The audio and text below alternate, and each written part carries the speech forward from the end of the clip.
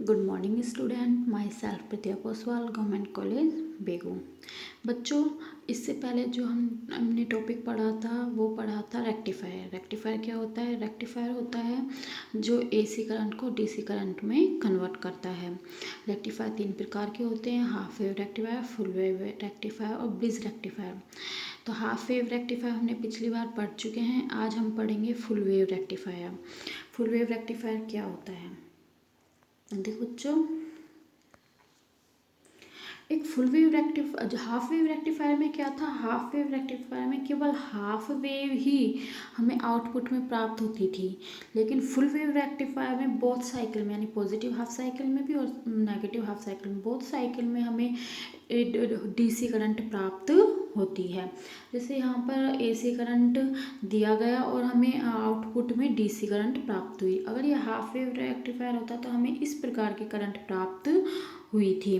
क्यों? क्योंकि नेगेटिव में वहाँ पर हमें करंट फ्लो नहीं होता है, सिर्फ पॉजिटिव साइकिल में ही करंट फ्लो होता है।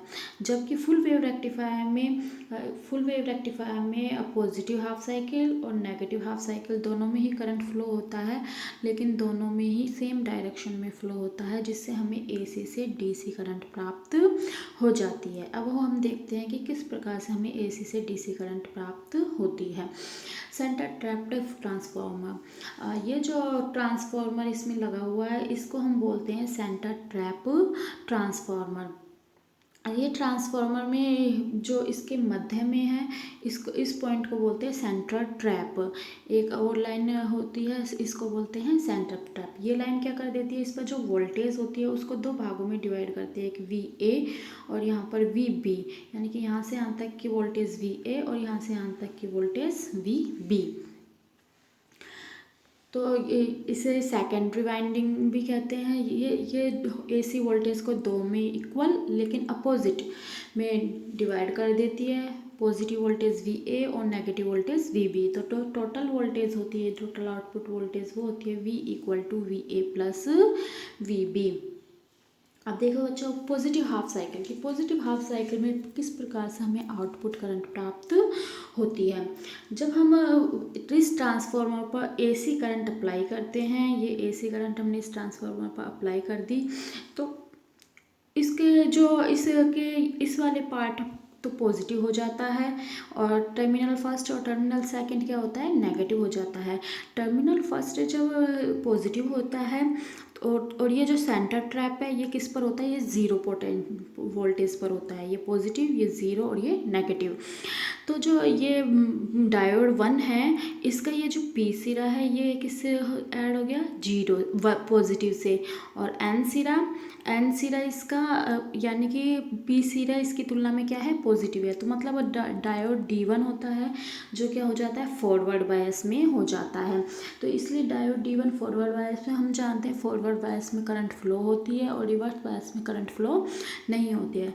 तो अब पॉजिटिव हाफ साइकिल में डायोड D1 तो क्या हो जाता है? फॉरवर्ड बायस में हो जाता है। जबकि डायोड D2 में यहाँ पर क्या है? नेगेटिव है, यानी कि ये पी किससे जुड़ गया? नेगेटिव से। तो मतलब कि डायोड D2 किस में हो गया? अब रिवर्स बायस में। तो पॉजिटिव हाफ साइकिल में डायोड D1 फॉरवर्ड बायस में और डायोड D2 रिवर्स बायस में हो जाता है। इस कारण से, क्योंकि डायोड D1 तो किस में? फॉरवर्ड बायस में है, तो इसमें से करंट फ्लो होती है। जबकि डायोड D2 किस में? रिवर्स बायस में, तो इसमें कोई भी करंट फ्लो नहीं होती। इसलिए हमें आउटपुट में जो करंट प्राप्त होती है वो डायोड D1 से प्राप्त होती है। इस प्रकार से ये एसी करंट। तो इस पॉजिटिव हाफ साइकिल के लिए हमें इस प्रकार की आउटपुट करंट प्राप्त होती है डायोड D1 से, और D2 से हमें कोई भी करंट प्राप्त नहीं होती। अब नेगेटिव हाफ साइकिल की हम बात करते हैं। नेगेटिव हाफ साइकिल में वही एसी पर हम एक एसी ट्रांसफार्मर पर एसी करंट फ्लो करते हैं, तो वोल्टेज अब नेगेटिव हाफ साइकिल में कर रहे हैं, तो यहाँ पर अब ये वाला टर्मिनल 1 नेगेटिव और टर्मिनल 2 पॉजिटिव हो जाता है। सेंटर टैप तो वही 0 पर रहता है। तो अब ये जो डायोड D1 है, तो डायोड D1 का पी किससे जुड़ गया, नेगेटिव से, तो इसलिए डायोड D1 अब किस में आ गया, रिवर्स बायस में। जबकि डायोड D2 का पी सीधा किससे जुड़ा हुआ है, पॉजिटिव से, इसलिए डायोड D2 किस में आ गया, फॉरवर्ड बायस में। तो यानी नेगेटिव हाफ साइकिल के लिए इस नेगेटिव हाफ साइकिल के लिए डायोड D1 तो रिवर्स बायस में होता है और डायोड D2 फॉरवर्ड बायस में होता है। तो अब क्योंकि डायोड D2 फॉरवर्ड बायस में है, इसलिए डायोड D2 में से क्या फ्लो होती है, करंट फ्लो होती है, और डायोड D1 किस में है, रिवर्स बायस में, इसलिए इसमें से कोई भी करंट फ्लो नहीं होती है। तो क्योंकि D2 में से करंट फ्लो होती है अब, तो इसलिए हमें आउटपुट करंट प्राप्त होती है, और इस प्रकार से। तो यानी कि ये जो हमारा AC करंट है, तो एक तो डायोड D1 की वजह से पॉजिटिव हाफ साइकिल के लिए भी करंट फ्लो हुई थी, और अब डायोड D2 की वजह से नेगेटिव हाफ साइकिल में भी करंट फ्लो होती है।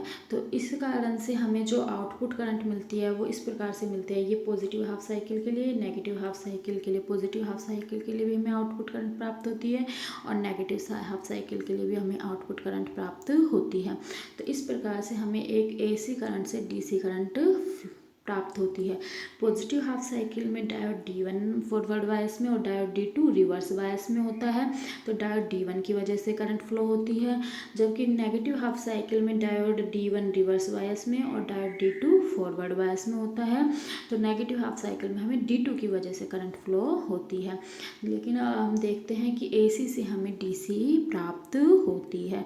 तो इस प्रकार से फुल वेव रेक्टिफायर में AC से DC प्राप्त होती है।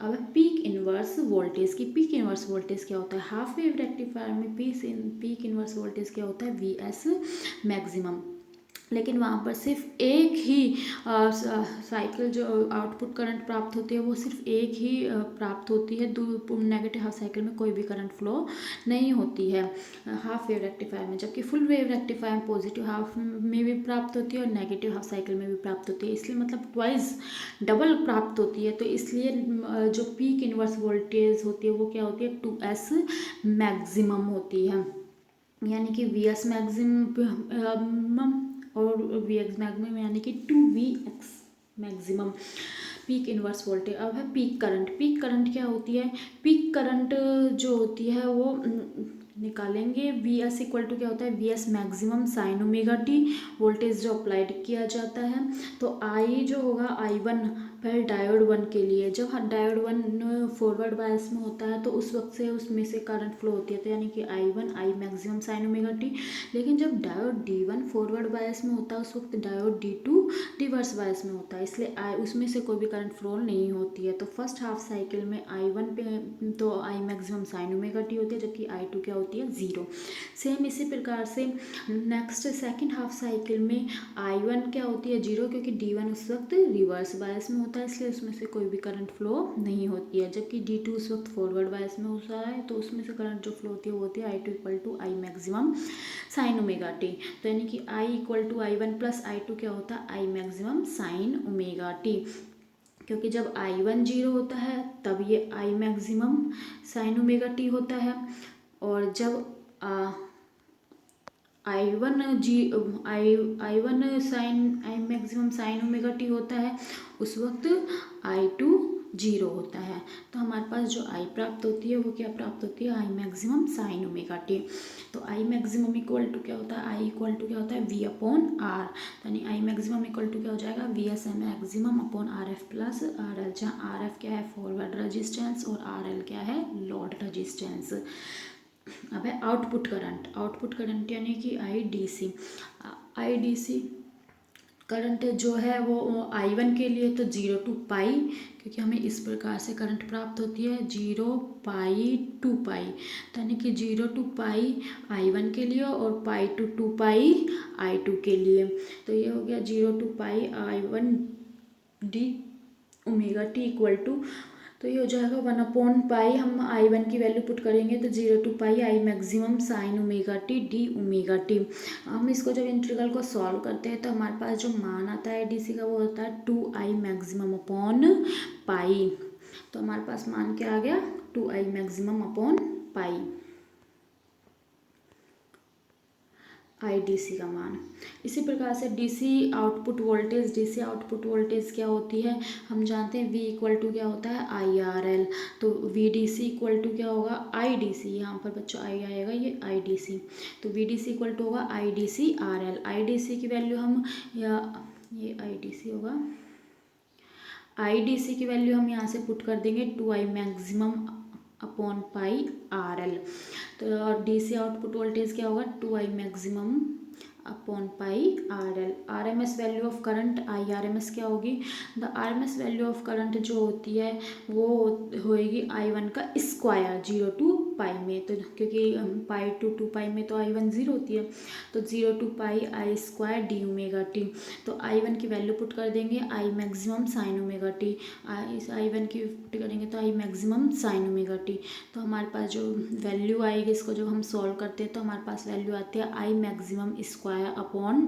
2, ये तो हुआ I स्क्वायर MS की, तो हम अंडर रूट लेंगे तो IRMS की जो वैल्यू आती है हमारे पास वो आती है I मैक्सिमम अपॉन रूट 2, तो यानी कि IDC होता है 2I मैक्सिमम अपॉन पाई और IRMS होता है I मैक्सिमम अपॉन रूट 2, इसको IDC को हम एवरेज करंट भी बोलते हैं। अब देखो बच्चों RMS आउटपुट वोल्टेज क्या हो जाएगी, वही V इक्वल टू IRL से, तो IRMS की वैल्यू पुट कर देंगे I maximum upon root 2 RL plus RF, तो यहाँ पर जो वही RF है क्या है फॉरवर्ड रजिस्टेंस और RL क्या है लोड रजिस्टेंस। अब form factor and peak factor.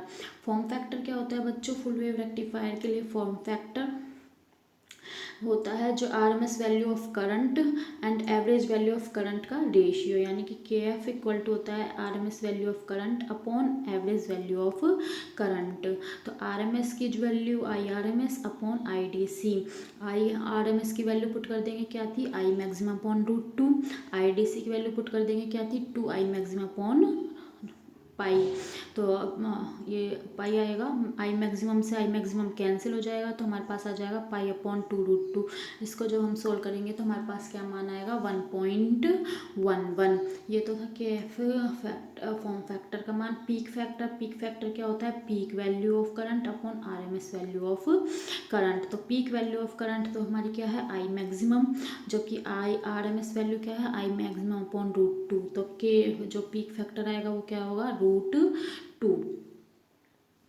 अब है रेक्टिफिकेशन एफिशिएंसी कि रेक्टिफिकेशन एफिशिएंसी क्या होती है, रेक्टिफिकेशन एफिशिएंसी होती है power of DC upon power of AC, इनका जो अनुपात होता है रेशियो होता है वही क्या होता है रेक्टिफिकेशन एफिशिएंसी, जिसको ईटा से व्यक्त करते हैं। तो हम पहले निकालेंगे PDC का मान, PDC इक्वल टू क्या होगा, क्योंकि P इक्वल टू होता है I स्क्वायर R, तो हम इस वाले फॉर्मूले से निकालेंगे तो PDC इक्वल टू हो जाएगा I स्क्वायर DC RL, क्योंकि लोड रजिस्टेंस आउटपुट वोल्टेज की बात कर रहे हैं हम, आउटपुट पावर की बात कर रहे हैं। IDC का मान हमें पता है क्या होता है 2I maximum upon pi RL, तो इसको सॉल्व करेंगे तो 2 का square 4 pi into pi I square RL।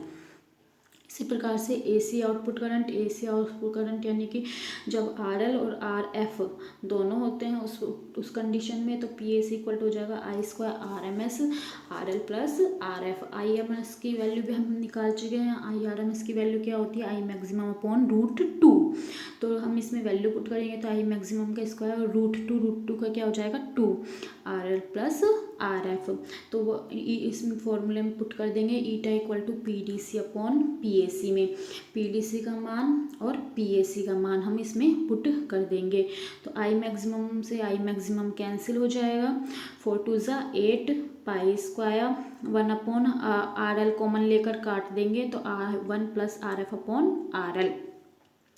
जब हम इसको सॉल्व करते हैं तो हमारे पास जो मान आता है वो आता है 0.812 upon 1 plus RF upon RL, हमारे पास वैल्यू आती है इसकी, तो ये हमारा मान हो गया, ये हो गया हमारे पास रेक्टिफिकेशन एफिशिएंसी।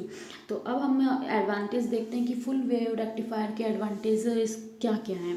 सबसे पहले जो रेक्टिफिकेशन एफिशिएंसी होती है फुल वेव रेक्टिफायर की, वो हाफ वेव रेक्टिफायर की तुलना में बहुत अधिक होती है। फुल हाफ वेव रेक्टिफायर की रेक्टिफिकेशन एफिशिएंसी लगभग 40.6% होती है, जबकि फुल वेव रेक्टिफायर की एफिशिएंसी जो होती है वो कितनी होती है 81%, तो लगभग डबल होती है, यानी काफ़ी अधिक होती है, तो यानी कि लगभग डबल। तो रेक्टिफिकेशन एफिशिएंसी है जो बहुत अधिक होती है हाफ वेव रेक्टिफायर से। दूसरा जो रिपल फैक्टर है, या बोल सकते हैं फुल वेव रेक्टिफायर का जो रिपल फैक्टर है वो हाफ वेव रेक्टिफायर के रिपल फैक्टर की तुलना में काफ़ी कम होता है। तो यानी कि फुल वेव रेक्टिफायर का जो रिपल फैक्टर है वो कितना होता है 0.482, जबकि हाफ वेव रेक्टिफायर का कितना होता है 1.21। तो यानी कि full wave rectifier half wave rectifier की तुलना में ज़्यादा अच्छा है। और आउटपुट वोल्टेज, और यानी कि हम कह सकते हैं फुल वेव रेक्टिफायर के लिए जो आउटपुट वोल्टेज और आउटपुट पावर है वो हाफ वेव रेक्टिफायर की तुलना में बहुत अधिक है, क्योंकि फुल वेव रेक्टिफायर में हमें केवल हाफ वेव रेक्टिफायर में हमें केवल एक हाफ साइकिल के लिए ही करंट फ्लो प्राप्त होती है, जबकि फुल वेव रेक्टिफायर में हमें पॉजिटिव हाफ साइकिल और नेगेटिव हाफ साइकिल दोनों के से ही करंट फ्लो होती है। तो पावर और वोल्टेज दोनों ही फुल वेव रेक्टिफायर से में अधिक प्राप्त होते हैं हाफ वेव रेक्टिफायर की तुलना में। तो यानी कि हम कह सकते हैं full wave rectifier half wave rectifier की तुलना में अधिक अच्छा है। लेकिन इसके कुछ डिसएडवांटेज भी हैं फुल वेव रेक्टिफायर के, वो हम देखते हैं कि डिसएडवांटेज क्या है फुल वेव रेक्टिफायर के। फुल वेव रेक्टिफायर में क्योंकि दो डायोड यूज़ होते हैं, जबकि हाफ वेव रेक्टिफायर में केवल एक डायोड यूज़ होता है। और भी कुछ एलिमेंट्स हैं जो फुल वेव रेक्टिफायर में अधिक होते हैं, तो इसलिए फुल वेव रेक्टिफायर होता है जो महंगा होता है, काफ़ी कॉस्टली होता है हाफ वेव रेक्टिफायर की तुलना में। तो ये एक इसका एडवांटेज है। तो बच्चों यहाँ मैं उम्मीद करती हूँ आपको समझ में आ गया होगा फुल वेव रेक्टिफायर। बच्चों अब जो आपका जो ब्रिज रेक्टिफायर है वो बच्चों आप लोगों को खुद ही ब्रिज रेक्टिफायर करना है। आपको बुक में से या कहीं से भी नेट वगैरह से सर्च करके ब्रिज रेक्टिफायर आप लोगों को खुद करना है, लेकिन उसको छोड़ना नहीं है, उस टॉपिक को वो भी आपको करना है। अगर आपको फिर भी वो समझ में नहीं आता है तो आप मुझसे पूछ सकते हैं उसको, लेकिन आप लोगों को करना है, या फिर जब कॉलेज स्टार्ट होंगे जब भी आप वो मुझसे उस टॉपिक को दोबारा को समझ सकते हैं। लेकिन फिर ब्रिज रेक्टिफायर आप लोगों को करना है, ठीक है बच्चों, उसको छोड़ना नहीं है। Thank you.